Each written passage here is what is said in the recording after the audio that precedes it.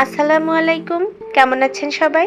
আশা করছি যে যেখান থেকে এই মুহূর্তে আমার ভিডিওটি দেখছেন সবাই ভালো আছেন, সুস্থ আছেন।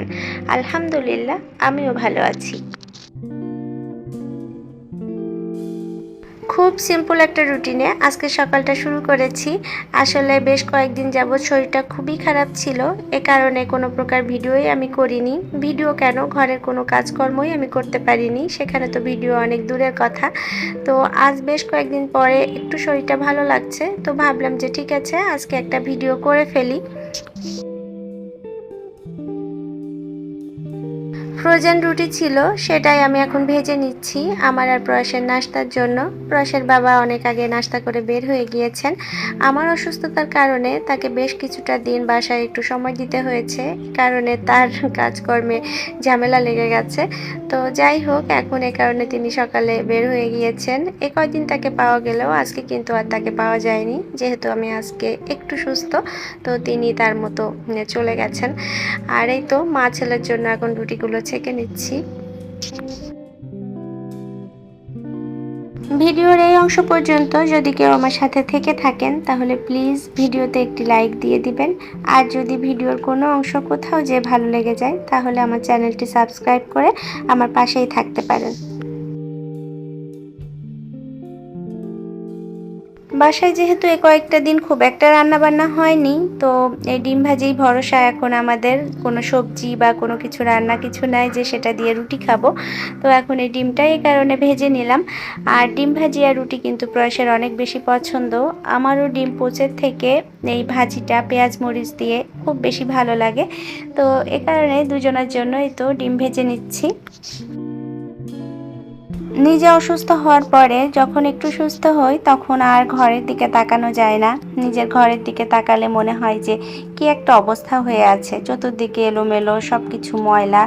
তো খুব একটা ভালো লাগে না। তো আজকে চেষ্টা করব যতটা সম্ভব আর কি একটু পরিষ্কার পরিচ্ছন্ন করার, কারণ হচ্ছে না হলে আর থাকতে পারবো না। এ কয়দিন আমি দেখছি সব কিছুই এলোমেলো লন্ডভন্ড সব কিছু আমার বাসার, কিন্তু আমার কিছু করার নেই, আমি শুধু তাকিয়ে তাকিয়ে দেখেছি। তো আজকে যেহেতু একটু সুস্থ, চেষ্টা করব সব কিছু একটু হলেও গুছিয়ে নেওয়ার। হয়তো সব কিছু একদিনে পারবো না, ধীরে ধীরে করতে হবে, কারণ শরীরটা অতটাও ভালো হয়নি। তারপরও যতটা সম্ভব করার চেষ্টা করব। আর এই তো আমার গাছগুলোর করুণ অবস্থা, তাদেরকে কেউ পানি দেয়নি। একদিন হয়তো প্রয়াসের বাবা দিয়েছিল, তারপরে আর দেওয়া হয়নি। তো এই কারণেই এই যে গাছগুলো শুকিয়ে যাচ্ছে। আর এখন রোদের এত তীব্রতা, সব কিছু মিলিয়ে গাছেদের অবস্থা অনেক বেশি খারাপ হয়ে গেছে। আর আমার এই বারান্দাটা যেহেতু দক্ষিণমুখী, তো দক্ষিণমুখী বারান্দা হওয়ার কারণে অনেক বেশি রোদ আসে এই বারান্দায়। আর শীতকালে তো পুরা অবস্থা একদম রোদে ভরে যায়। তো এ কারণে গাছেদের এই করুণ পরিণতি। আর তাদেরকে যেহেতু এই কয়দিন নিয়ম করে পানি দেওয়া হয়নি, আসলে কি আর করা যাবে, ছেলে মানুষ তো অত গুছিয়ে সব কিছু পারেও না। আবার তার উপরে গাছে পানি দেওয়া এটা তো আসলে সম্ভবও না। তো এই কারণেই আমার গাছগুলোর এই হাল হয়েছে। তো যাই হোক, দেখি এদেরকে এখন একটু একটু করে আবার যত্ন করে ফেরাতে হবে নিজের অবস্থানে। আর এই যে ছোট্ট একটা কচু গাছের মতো, এটা এটা কি গাছ আমি বলতে পারবো না, কিন্তু পাতাগুলো এত ভালো লাগতো। তো গাছগুলো আমার মারা গেছিল, তো একটা ছোট্ট গোড়া ছিল যেটা আমি পুঁতে রেখেছিলাম, সেখান থেকে এই যে পাতা বের হয়ে এসেছে। এটা দেখে আমার খুব ভালো লাগলো। আর এই গাছটা কিনে এনে রেখেছিলাম লাগাবো বলে, তো তারপরে তো অসুস্থ হয়ে গেছি আর লাগাতে পারিনি। তো এই তো বেশ কয়েকদিন পরে আমি বিছানা চেঞ্জ করছি। আসলে অসুস্থতা কাটিয়ে যদি বিছানাটা চেঞ্জ করে না নেওয়া যায় তাহলে কিন্তু খুব খারাপ অবস্থা, কারণ ওই বিছানায় আর থাকতে ইচ্ছা করে না। তো এই কারণেই বেডটা প্রথমে একটু গুছিয়ে নিচ্ছি। এ কয়েকটা দিনে আমার ঘরে এত পরিমাণ কাজ জমেছে যে এখন মনে হচ্ছে বাসা চেঞ্জ করার সময় মানুষের যে পরিমাণ কাজ থাকে এই পরিমাণ কাজ আমার জমা পড়ে গেছে। তো হয়তো অতটাও না, কিন্তু আমার কাছে এখন একটু বোঝা মনে হচ্ছে কাজগুলো। যে কাজগুলো আমি খুব ভালোবেসে করি সেই কাজগুলো আমার খুব একটা করতে ভালো লাগছে না, কারণ শরীর ভালো না থাকলে কাজ করতে কিন্তু মোটেও ভালো লাগে না। তারপরও আমি মনের জোরে কাজগুলো করছি। আসলে এগুলো না করা পর্যন্ত আমার একটু শান্তি লাগছে না, মনে হচ্ছে এই ঘর ঘরদোর এলোমেলো থাকাতে আমি আরও অসুস্থ বোধ করছি। এ কারণে আর আমার যে খালা আছে উনি একটু অলস টাইপের হয়ে গেছে, কেন যেন আমার ঘরের কাজ খুব একটা মন দিয়ে সে করছে না ইদানিং। কারণ এগুলো তো সে আমাকে করে দিয়ে যেতে পারতো, যেহেতু দেখেছে যে অসুস্থ আমি। কিন্তু সে এসে তার রুটিন মাফিক কাজগুলো করেই চলে গেছে, সে কিন্তু আর কিছু করেনি। আসলে আমি বুঝি না এদেরকে এত ভালোবেসে রাখি, তারপরেও কেন যেন এরা অসময়ে কোনো কাজে দেয় না। এরা একটু কি বলবো কমার্শিয়াল টাইপের আসলে, যে দেখেছে যে এই কাজগুলো যদি করি তো আমি তো আর এক্সট্রা টাকা পাবো না কোনো, এই কারণেই হয়তো করে নাই। তো যাই হোক, করে নাই, এখন কিছু করার নেই। তো নিজের এখন ঘরদোর নিজেকেই গোছাতে হবে। তো প্রয়াসের বাবা অবশ্য আমাকে বলেছে যে এগুলো করতে যেও না এখন, কিন্তু কিছু করার নেই। আমার খুব বেশি অস্বস্তি লাগছে। ঘরদোর গুছিয়ে এই তো আচারগুলো একটু রোদে দিয়ে দিলাম। কয়েকদিন আর আচারগুলো রোদে দেওয়া হয়নি। আর যেহেতু খুব ঝলমলে একটা রোদ উঠেছে, আচারগুলো রোদে না দিলেও ভালো লাগছে না। তো সেগুলোও একটু রোদে দিয়ে দিলাম আর কি।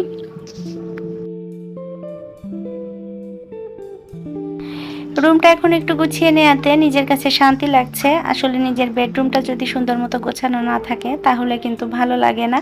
আর আমার তো এগুলো এলোমেলো থাকলে একটু ভালো লাগে না। যাই হোক, প্রয়াস স্কুলে যাবে, তো প্রয়াসের এই যে ডায়েরিতে সাইন দিতে হয় প্রতিদিনই। আর এই তো আমি বলি যে অটোগ্রাফ দিচ্ছি। আজকেই প্রয়াসের লাস্ট ডেট এই স্কুলের ডায়েরিতে সাইন করা, কারণ আজকে ওদের ফাইনালের আগে শেষ ক্লাস।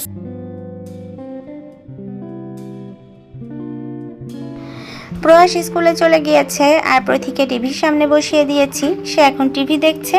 আর আমি টুকটাক রান্নার আয়োজন করে নিচ্ছি। এই সবজিগুলো আমার ফ্রোজেন করা ছিল গত বছরের, বেশি কিছু নেই, সব কিছুই এক বক্স করে আছে। তো চেষ্টা করছি খেয়ে ফেলার, যেহেতু আবারও শীত এসে গেছে আর আবারও তো ফ্রোজেন করে রাখতে হবে। সেক্ষেত্রে যেটুকু আছে খেয়ে ফ্রিজটাও পরিষ্কার করে ফেলছি, খাওয়াও হয়ে যাচ্ছে। সবজি খিচুড়ি রান্না করব, এ কারণে আলু ভর্তা করব। তো আলু সেদ্ধটা প্রথমেই বসিয়ে দিলাম। আর আমি খুব বেশি কিছু করার চেষ্টা করিনি, কারণ আমার শরীরটা ভালো লাগছে না আর এখন। তো ভাবলাম যে এমন একটা কিছু করি যেটা আমরা সবাই খেতে পারি। যেহেতু আমার ঘরে ছোট সদস্য আছে, তার কথা মাথায় রেখেও আমাকে খাবারটা বানাতে হচ্ছে। এমন একটা খাবার যেটা আমরা ছোট বড় সবাই খেতে পারি। আর যেহেতু খুব একটা মরিচ দিচ্ছি না, প্রথিও খেতে পারবে আর আমরাও সবাই একই খাবার খেয়ে নিতে পারবো। আর আমি একটু বেশি করে রান্না করার চেষ্টা করেছি, কারণ হচ্ছে আমি রাতেও আর কিছু করব না, এর সাথে হয়তো একটু ডিম ভাজি বেগুন ভাজি কোনো কিছু হলেই হয়ে যাবে। তো আপাতত হালকা পাতলাই কিছু করার চেষ্টা করছি।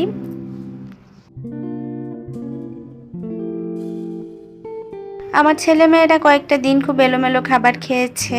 আসলে বাইরের খাবার তো বাইরের খাবারই। আজও যে খুব ভালো কিছু ওদেরকে দিতে পারছি তা কিন্তু না। তবে মায়ের হাতে রান্না করা খাবার ওদের জন্য নিশ্চয়ই খারাপ হবে না, ভালোই হবে। এই তো কথা বলতে বলতে আমি চাল ডাল আর সবজিগুলো সুন্দর মতো ভেজে নিচ্ছি। আসলে একটু ভেজে নিলে পানি পানি যে ভাবটা সেটা চলে যাবে। এই তো সবজি মশলা সব কিছু একসাথে মিশিয়ে নিয়েছি আর এখন পানি দিয়ে দিচ্ছি। একটু বেশি করেই পানি দিচ্ছি, কারণ হচ্ছে খিচুড়িটা আমি একটু নরম করে রান্না করব, যেহেতু প্রথিকে খাওয়ানো হবে। আর প্রথির খিচুড়ি খেলে কনস্টিপেশনের সমস্যা হয়। যদিও সবজি দেয়া আছে, তারপরেও আমি একটু বেশি করে পানি দিয়েছি যেন পাতলা মতো একটা খিচুড়ি হয়। তো যাই হোক, খিচুড়িটা বসিয়ে দিলাম, এখন হতে থাকবে। আর সাথে খাওয়ার জন্য আমি কয়েকটা বেগুন ভেজে নিচ্ছি। এই তো আলু ভর্তা, খিচুড়ি আর বেগুন ভাজি, এই দিয়েই আজকের দিনটা আমাকে চালিয়ে নিতে হবে, কারণ আর আমার কিছু করার ক্ষমতা নেই। এটুকুই আমি এখন করব। বেগুনটা দেখতে বাইরে থেকে কত সুন্দর, তাই না? অথচ কিন্তু ভেতরে অর্ধেকটাই পোকায় ভরা। কেন যেন সবজিতে এখন অতিরিক্ত পোকা দেখা যায়।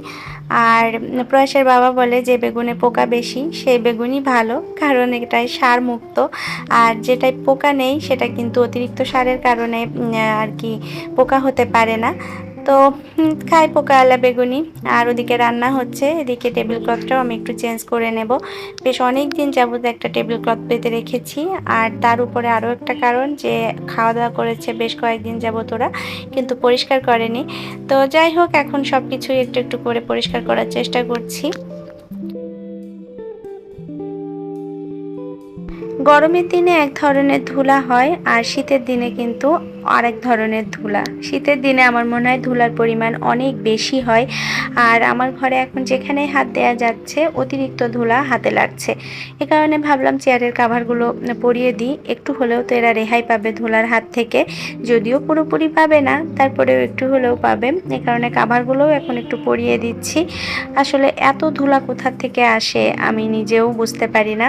অফ ক্যামেরায় আমি যখন সব কিছু ঝাড়ামোছা করেছি, ধুলার মানে এত বেশি যে আর বলার কথা না।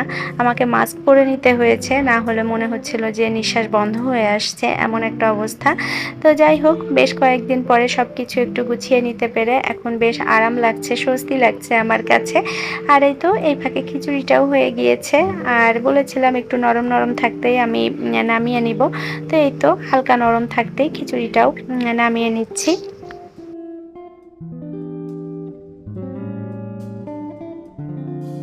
সকাল থেকে একটানা টুকিটাকি কাজ করেই যাচ্ছি, কাজের আর শেষ নেই। আর এর মাঝখানে আমি কোনো বিশ্রামও নিতে পারিনি, আর এত বেশি পিপাসা লেগেছে, তো ভাবলাম একটু পানি খেয়ে নিই।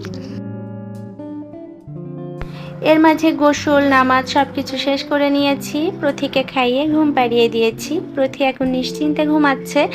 আর যেহেতু এখনো খুব একটা শীত পড়েনি, ফ্যান ছাড়াও রাখা যাচ্ছে না, ফ্যান দিলেও ঠান্ডা লাগে, আবার কাঁথা দিলেও গরম লাগে। তো আমার একটা পাতলা ওড়না ওর গায়ে দিয়ে দিলাম, ও এখন খুব আরামে ঘুমাবে।